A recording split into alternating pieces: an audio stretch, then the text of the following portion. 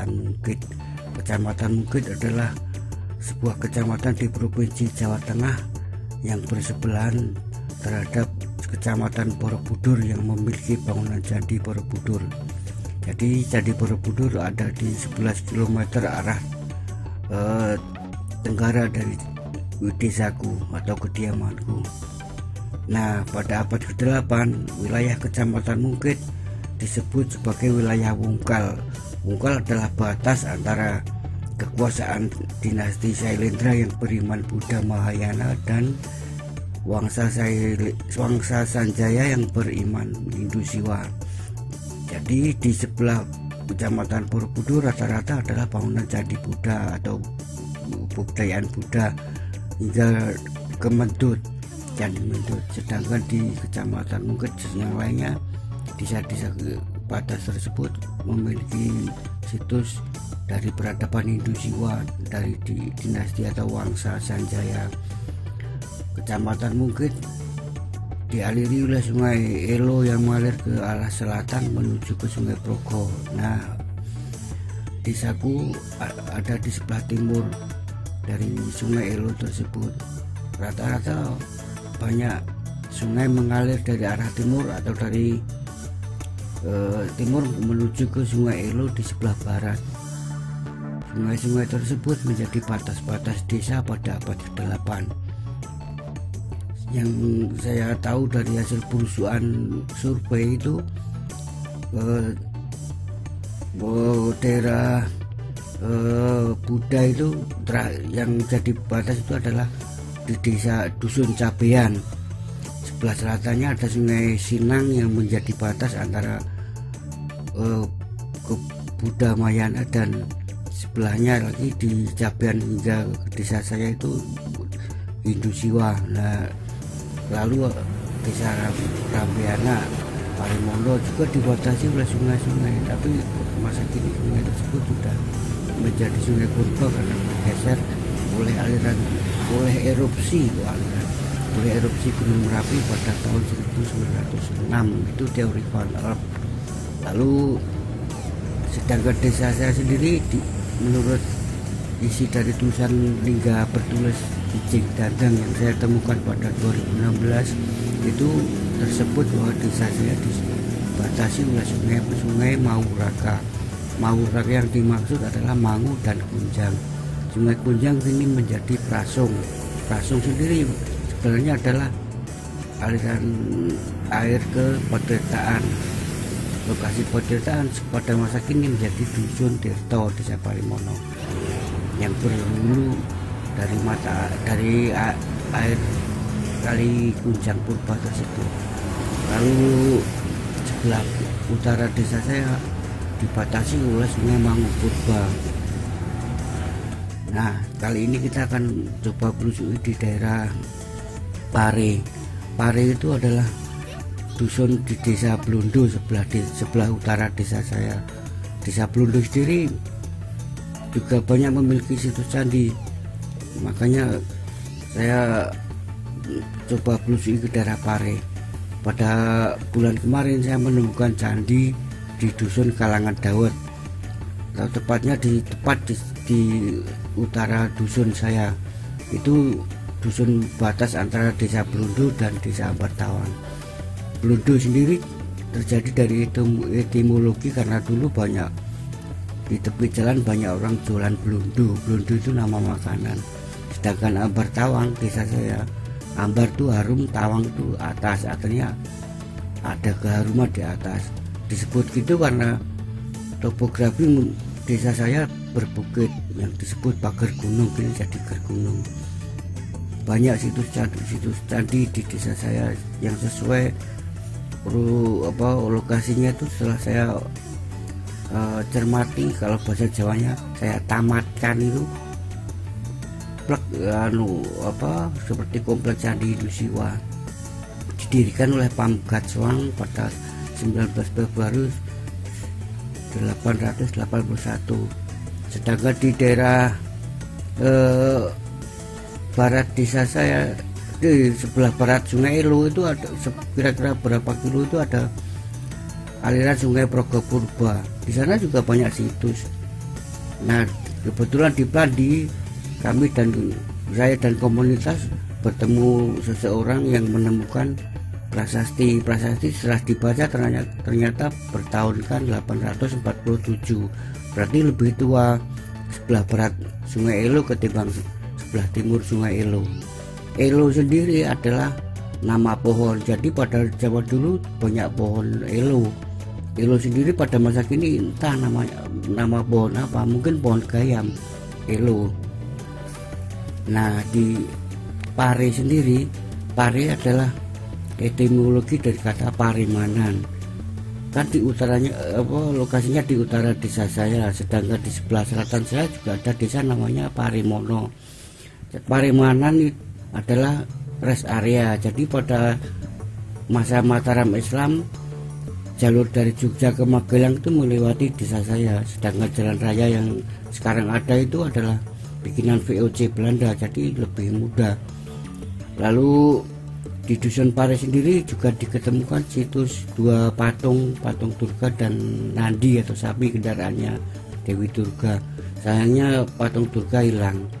Nah, dari penemuan patung tersebut bisa diperkirakan bahwa di situ adalah lokasi dari bangunan Candi Durga atau mungkin Candi Nandinya. Tapi setelah kan di sebelah baratnya Sungai Elo, jadi berarti itu bukan candi sapi atau Nandi, tapi itu candi Durga.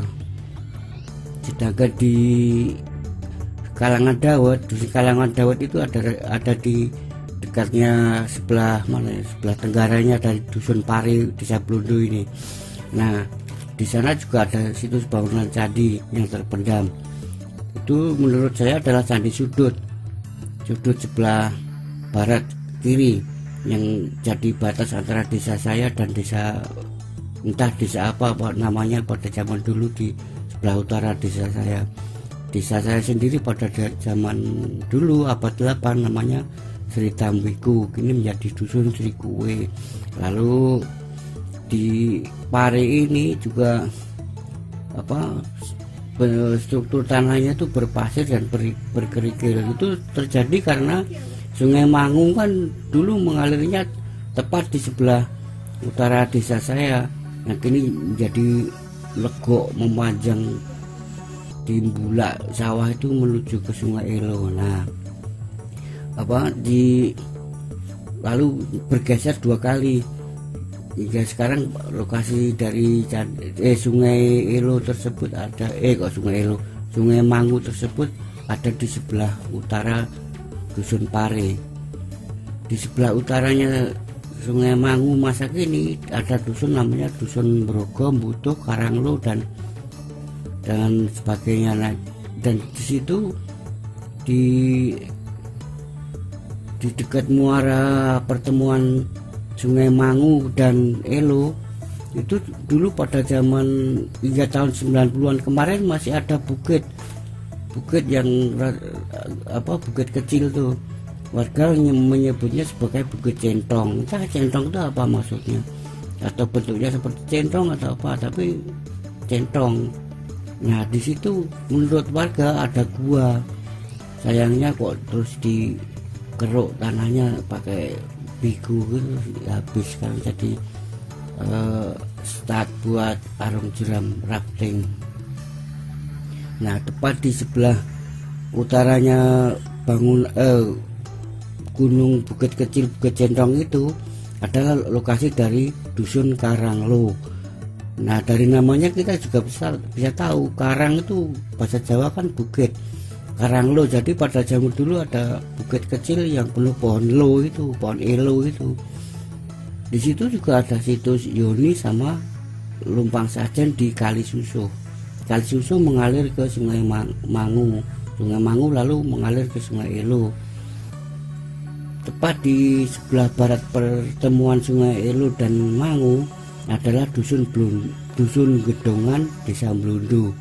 Nah, di situ juga ada situs makam kuno, itu makamnya Kiai Gedong. Kiai Gedong adalah tokoh syiar Islam pada masa kerajaan Mataram Islam. Sedangkan di seberang jalan sebelah selatannya lokasi makam Yai Gedong terdapat situs bekas bangunan Candi Hindu. Itu sudah didata sama BPJB Jawa Tengah. Di sebelah selatannya Dusun Kauman atau seberangnya makam Yai Gedong tadi adalah Dusun Klebaan hingga sampai ke Dukuh ke arah selatan di sepanjang tepian Sungai Elo. Sebelah baratnya itu sebelah barat Sungai Elo.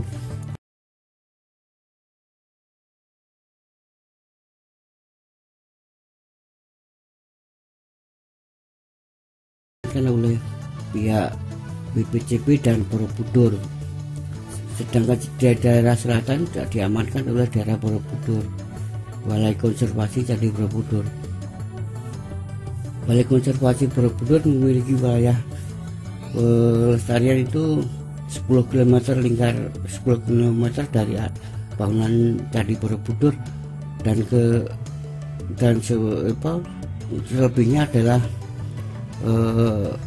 Balai Pelestarian Cagar Budaya atau BPJB Jateng.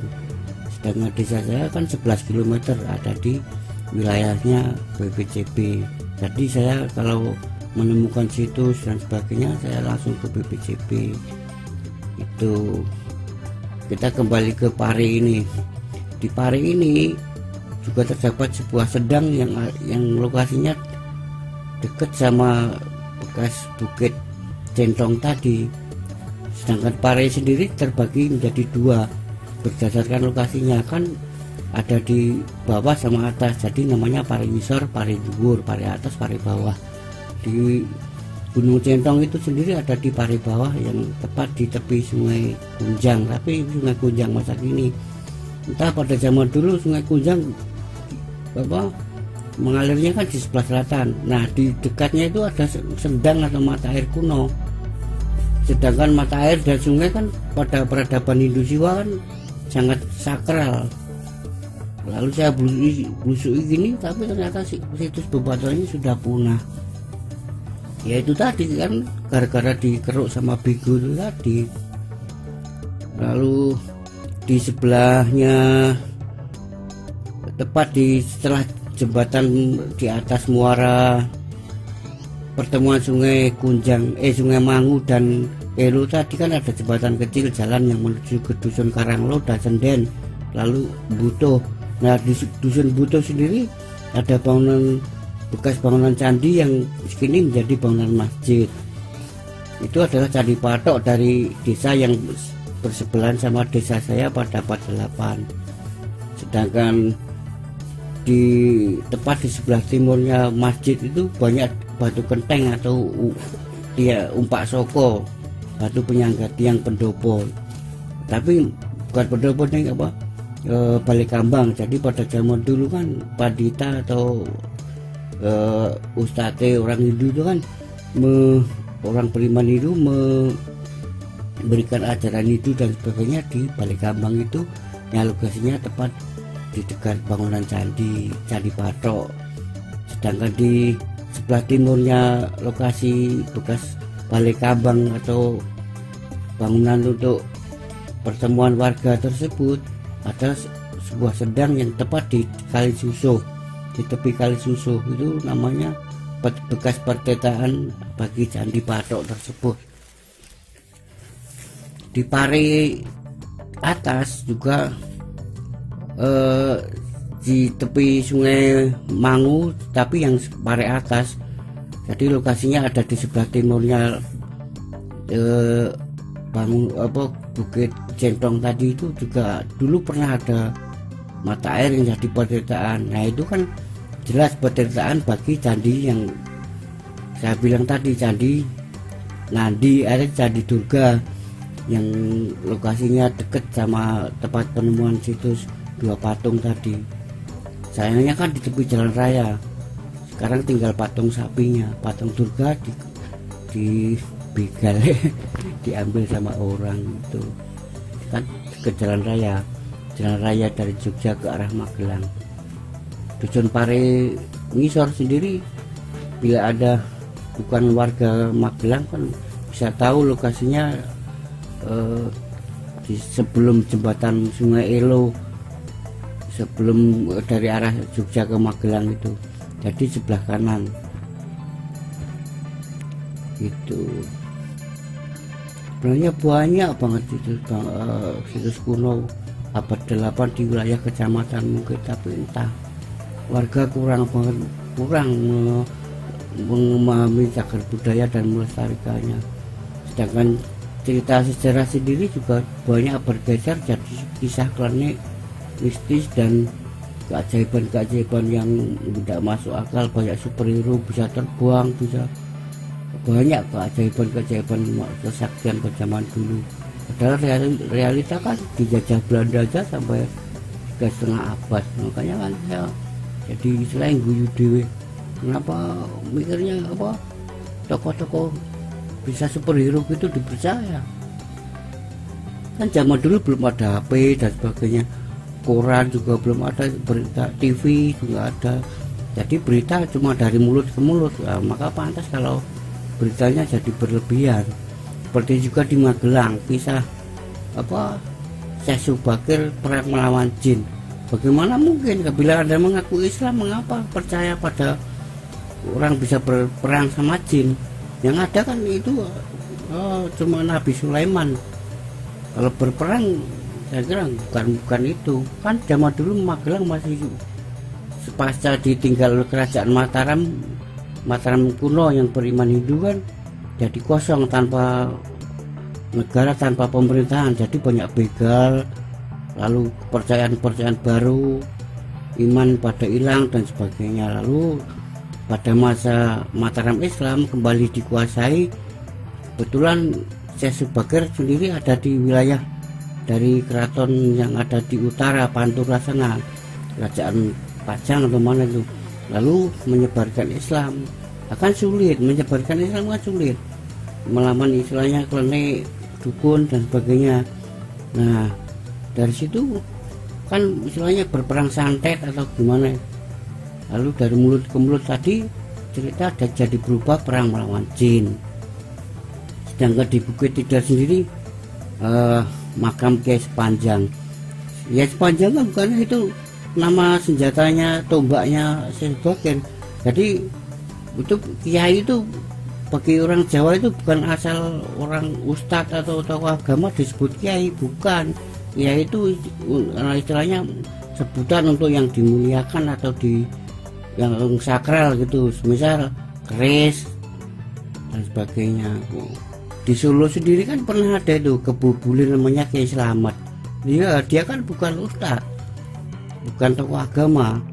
Di desa saya juga ada dusun namanya Panjangan. Kenapa dipercaya ada makam yang itu Kiai Sepanjang? Makanya Kiai Sepanjang itu juga ceritanya perlu diluruskan. Panjangan sendiri di desa saya adalah berasal dari kata panjangan dalam bahasa Jawa kuno. Dalam iman Hindu Siwa kan ada pada abad 8 ada istilahnya panjangan.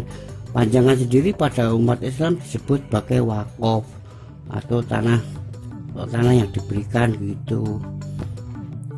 Pokoknya susah banget menjelaskan ke warga desa itu. Kalau saya kan sekali lagi non edukatif dan amatir di show gini, jadi mulut saya nggak dipercaya. Bahkan pihak yang berwenang di desa aja sama saya gitu, nggak ada dukungan sama sekali.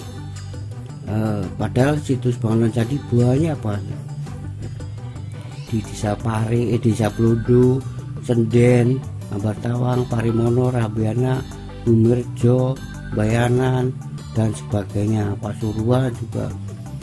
Itulah yang terjadi di wilayah kecamatan Mungkit dan sekitarnya. Pada makin punah gara-gara ketidakpedulian warga dan pihak pemerintahan desa. Ini bukan hoak atau apa, karena saya mengalami sendiri kepahitan. Beda sama misal di desa di dusun Culengan sana, setelah pasca kasus kemarin yang menggali Yoni tanpa ada izin tersebut, cuma buat postingan di YouTube gini. Nah itu jadi kasus, lalu sekarang ada pihak yang jadi jupel atau juru peliharanya, mungkin Pak Kadusnya. Pak Kadus juga sama saya sering WA-an itu. Di daerah sebelah barat desa juga gitu, Bumirjo dan sebagainya, rasa juru pelihara. Tapi entah kenapa di desa saya yang bangunan dan situs kunonya lebih banyak sia-sia. Saya yang melestarikan justru banyak diketawakan, dibilang kentir, tidak waras dan sebagainya. Itulah yang terjadi tahun 2016. Makanya saya sampai sekarang terus berjuang, dan alhamdulillah perlahan mulai banyak yang percaya, termasuk para mahasiswa yang kemarin mengajak saya, meliput saya untuk disuting dan diwawancara buat situs video sejarah desa gitu. Inilah yang terjadi. Pare, sekali lagi intinya pare berasal dari kata paremanan.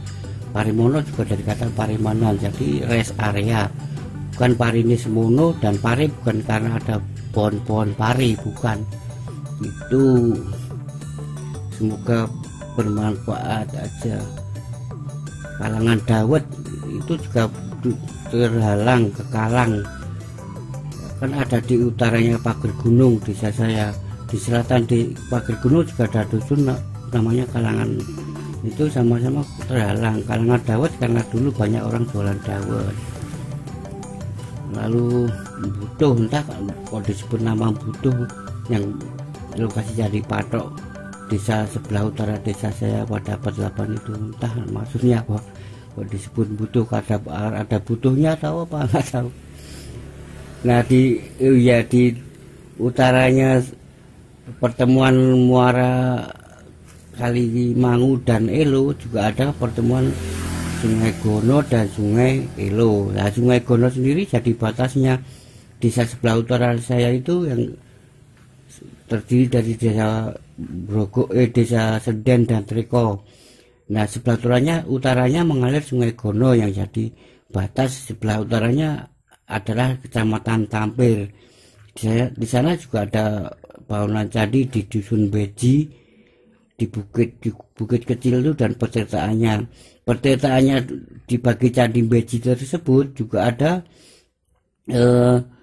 saluran bawah tanah, istilahnya sungai bawah tanah yang mengalir ke mata air petirtaan di Dusun Ngabian Desa Senden. Nah itu juga aneh karena dulu banyak ikan sidat yang bisa berpindah dari sana, dari Beji ke Ngabian tersebut. Tapi kalau orang desa kan selalu menyangkutkannya, mengaitkan sama kronik hantu dan sebagainya. Itulah realita. Tapi ya gitu harus kita hormati kearifan lokal.